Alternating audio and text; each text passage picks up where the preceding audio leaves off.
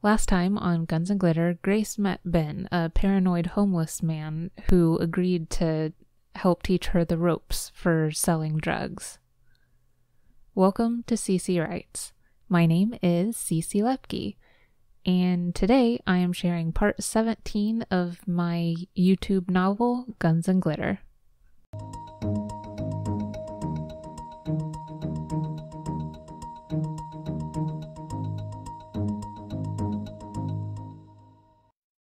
Wait! Benjamin grabbed her arm. What are you doing?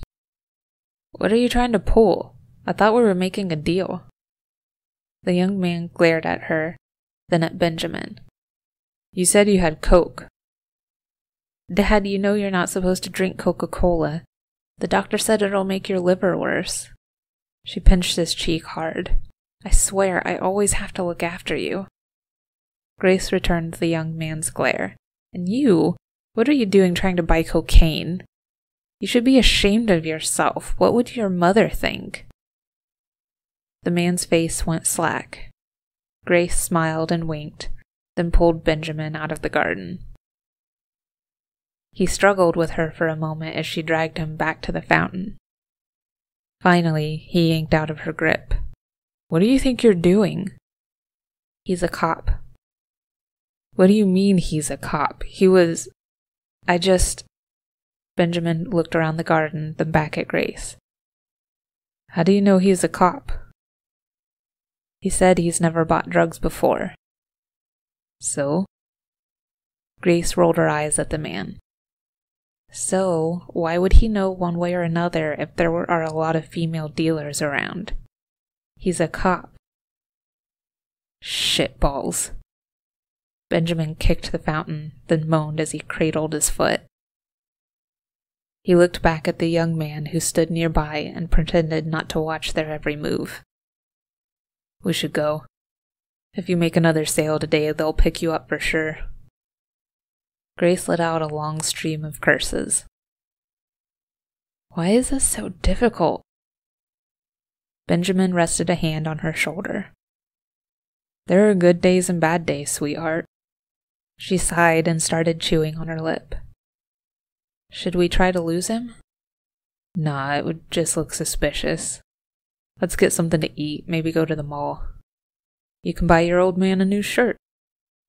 Benjamin winked, which made Grace laugh. All right, Poppy, let's go. She held his hand and dragged him to the ice cream shop at the edge of the square.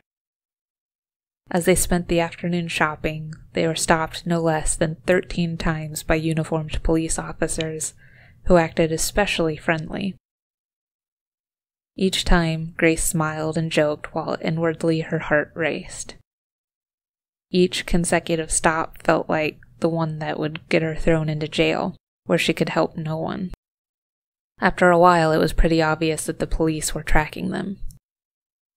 Grace and Benjamin crossed half the city but continuously ran into police or saw cruisers on nearly every corner. Benjamin, coming down from his high in a bad way, started to panic. He chewed on his fingernails and rubbed sweaty palms against his pants. Grace, I don't want to go back to jail. I was happy the way things were. I don't want to die in jail. Tears rolled down his face. Grace grabbed his hand and squeezed it. It's okay. We'll figure something out, all right? She chewed her lip and watched as yet another bicycle cop rolled by and waved at them. Finally, she pulled out her cell phone and speed-dialed Kira. Hello? Kira sounded grumpy. Hey, I have a bit of a problem. You and me both. These women are driving me crazy. A garbled pounding noise blasted through the phone speaker. Get out of the bathroom, Helen. I have to pee. Helen's response was too muffled to understand, but Kira's roar of disapproval made it obvious she wasn't happy with whatever the woman said. I am not going to pee in the sink, you barbarian. Kira, focus. I need your help. What is it, police on your tail or something? Grace didn't respond. Kira's voice was very quiet. You're kidding. Is it because... No, not exactly. I just need you to meet me downtown with a change of clothes. And maybe one of your wigs. Grace looked Benjamin over quickly. Bring a razor, too. What is this about? Kira's voice shook. Grace wasn't sure what to say. She pursed her lips for a moment, then decided that the truth was her best option. I might have gotten into something kind of stupid. I'll tell you later, alright? Please just hurry. Where do you want to meet? Grace sighed gratefully. The TJ Maxx on 32nd Street. Can I pee first? Tell Helen if she doesn't get out of the bathroom right now, then she gets to sleep on the floor tonight instead of me. You hear that, Helen? Kira shouted at the bathroom door with glee. Grace is gonna make you sleep on the floor if you don't let me in right now. All right. Helen's voice floated through the speaker. Jeez, you didn't need to tell Mom on me. Hey, sweetie, you coming home soon? Soon as I can.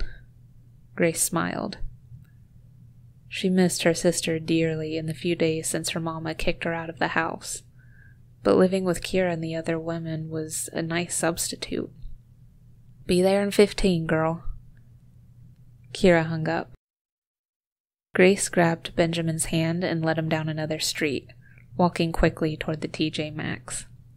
Come on, Poppy, we're gonna get you a nice makeover. Benjamin's cheek bled slightly from the dry shave that Grace put him through in the men's dressing room at TJ Maxx.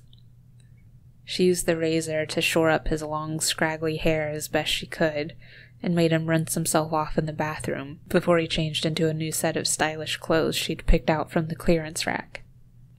By the time she was done with him, he looked like a completely different person. It turned out that Benjamin was handsome, except for his rotten teeth and yellowed eyes. His skin was pale and jaundiced, but there was only so much a new set of clothes and haircut could do. Grace went through a transformation of her own. Kira brought out a pink wig and a particularly skimpy outfit that she assured Grace would keep anyone from looking at her face. Without any other option, she had to make do with her friend's choices.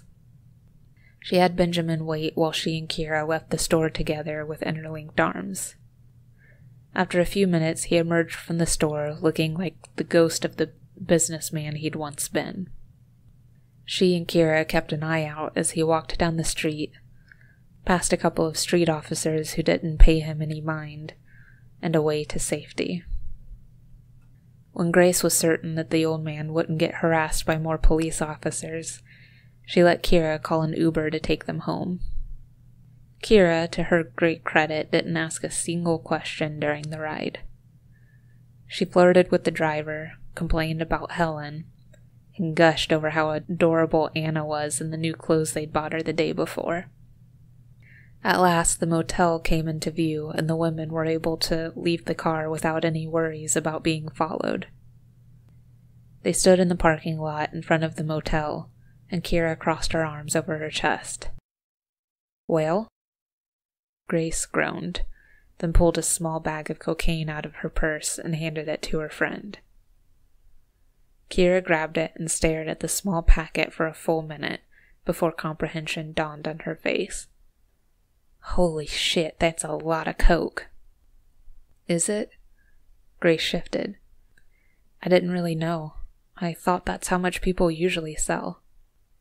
Kira barked an incredulous laugh. Bless your heart. Were you out buying drugs? Grace shook her head and pulled another packet out, depositing it in Kira's hands. Then a third, and a fourth. Thanks for watching CC Writes.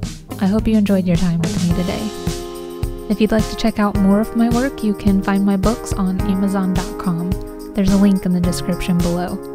You can also find me on Twitter at CC Lepki Writes.